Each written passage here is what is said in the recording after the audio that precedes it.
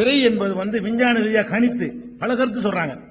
சர்வதேச பிறையோ அல்லது நீங்கள் ஒரு உங்கள் பகுதி பிறையோ, பிறை என்பது விஞ்ஞான ரீதியா கணித்து பல கருத்து சொல்றாங்க. சர்வதேச பிறையோ அல்லது நீங்கள் ஒரு உங்கள் பகுதி கொள்வதா அல்லது பார்த்து தான் ஏற்றுக்கொள்வதா, இது ஒரு செட், இது ஒரு கேள்வி. அடுத்து என்ன கேட்கணும்? அதே கேள்வி எப்படிலாம் கேள்வி வருதுன்னு பாருங்க. அடுத்து ஒரு கேள்வி என்னன்னு கேட்டா, இந்த பிறையை கணிக்கிறோம்ல, இந்த கணிக்கிற பிறை நம்ம கண்ணுக்கு தெரிகிற பிறை இருக்க அதை கணிக்கிறதா, கண்ணுக்கு தெரிகிறதுக்கு முன்னாடியே 42 கணித்து ஏற்றுக்கொள்வதா அல்லது பார்த்து தான் ஏற்றுக்கொள்வதா, இது ஒரு செட், இது ஒரு கேள்வி. அடுத்து என்ன கேட்கணும்? அதே கேள்வி எப்படிலாம் கேள்வி வருதுன்னு பாருங்க. அடுத்து ஒரு கேள்வி என்னன்னு கேட்டா, இந்த பிறையை கணிக்கிறோம்ல, இந்த கணிக்கிற பிறை நம்ம கண்ணுக்கு தெரிகிற பிறை இருக்க அதை கணிக்கிறதா, கண்ணுக்கு தெரிகிறதுக்கு முன்னாடியே கணித்தல் என்று வந்துவிட்டால், கணித்தாலும் இந்த கணித்தல் என்று வந்துவிட்டால், சகோதரர்களே, இது அவர் உண்மையிலேயே அறியாம சொல்றாரா, அது தெரிஞ்சு கொண்டே திட்டமிட்டு புறப்படாரா தெரியல. நம்ம திரும்ப திரும்ப சொல்றோம், வலியுறுத்தி சொல்லிக்கிட்டு இருக்கிறோம். நீங்க கணிப்புக்கும் கணக்கெடுக்கிற ஏகப்பட்ட வித்தியாசம் இருக்கு. ஹிஜ்ரி கமிட்டி பிரச்சாரம் செய்யக்கூடிய விஷயம் கணிப்பு அல்ல, துல்லியமான கணக்கீடு. குர்ஆன் சுன்னா வலியுறுத்தக்கூடிய, அல்லாஹ்வும் அல்லாஹ்வுடைய தூதரும் வலியுறுத்தக்கூடிய கணக்கீடு. கத்தரகு மனாசிலன் அல்லாஹ் சொல்றான், ஒவ்வொரு நாளைக்கும் கதிர் செய்து விட்டேன், அந்த மனாசிலை பிறை படித்திரங்களை விதியாக்கி விட்டேன் அல்லாஹ் சொல்றான். அது சாதாரண கணிப்பு இல்லை. கணிப்புண்டா முதல்ல என்னன்னு புரிஞ்சுக்கிறீங்கன்னு சொல்லி பாடம் நடத்தி கணிப்பு எழுது. அப்போ இது வீம்புக்கள் தான் இல்லையா? அது சகோதரர் பிஜி அவர்கள் பேசும்போதும் கணிப்பு, அவர்களுடைய மாணவராக இருக்கக்கூடிய தம்பிமார்கள் அத்தனை பேரும் கணிப்பு தான். யார் வாயாவது கணக்கின்னு வருதா?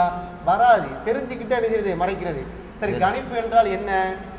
இப்போ ஒரு ஆட்டுக்குட்டி போகுதுங்க, ரோட்டில் ஒரு ஆட்டுக்குட்டி ஒரு ஆடு போகுதுன்னு வைங்களேன், இது ஒரு 13 கிலோ இருக்கும். இப்படி சொல்கிறது என்னது? கணிப்பு.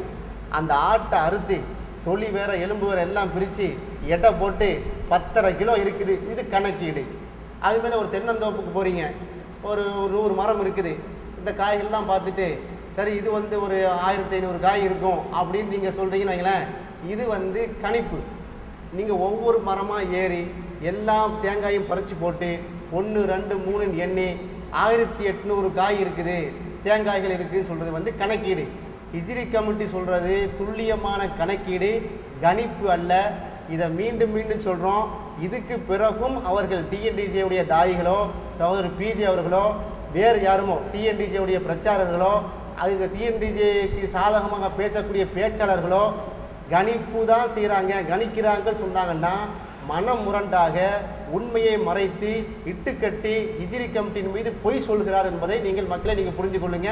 நாம் கணிப்பை ஏற்றுக்கொள்ளவில்லை, துல்லியமான பிறை கணக்கீடு தான் சொல்கிறோம் என்பதை நீங்கள் புரிஞ்சுக்கிறீங்க. இல்லை, நான் கணிப்புன்னு ஏன் சொல்கிறாங்கன்னு பார்த்தீங்கன்னா, அவங்களுடைய காலண்டரில் என்ன சொல்கிறாங்கன்னு சொன்னால், காலண்டரு சில காலண்டரு கண்டிப்பாக நீங்கள் இப்படிலாம் அடித்து விற்கக்கூடாது, கடை வியாபாரம் அப்படின்னு நம்மள்ட்ட சொல்கிறாங்க. நம்ம வியாபாரம் பண்ணல, இலவசமாக தான் இந்த காலண்டர் விநியோகிக்கப்படுது. ஆனால் வருடம் முழுக்க அவங்க தான் காலண்டரை விநியோகிக்கிறாங்க, விலை பேசி, இஸ்லாமிய காலண்டர்னு சொல்லி விலை பேசி விற்பனை செய்கிறாங்க.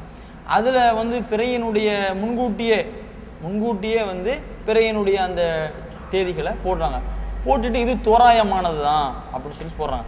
அப்போ அவங்க கணிப்பின் அடிப்படையில் பிறையினுடைய கணக்குகளை வச்சிருக்கிறதுனால மற்றவங்களும் செய்கிறதும் கணிப்பு அப்படின்னு சொல்லி செய்கிறது அப்படின்னு நினைக்கிறாங்களே ஒழிய, அவங்க இது என்ன கணக்கு, சரியான கணக்கு அப்படிங்கிறத குர்ஆன் சில 10:5 இருக்கிற மாதிரி, சூரத்து யூனுஸ்ல இருக்கிற மாதிரி, லிதஅலமு அதத ஸினீன வல் ஹிசாப், ஆண்டுகளின் எண்ணிக்கையும் கணக்கையும் நீங்கள் அறிந்து கொள்வதற்காகத்தான் அப்படிங்கிற இந்த கணக்கு பற்றி அவர்கள் தெரிந்து கொள்வதற்கு தயாராக இல்லை.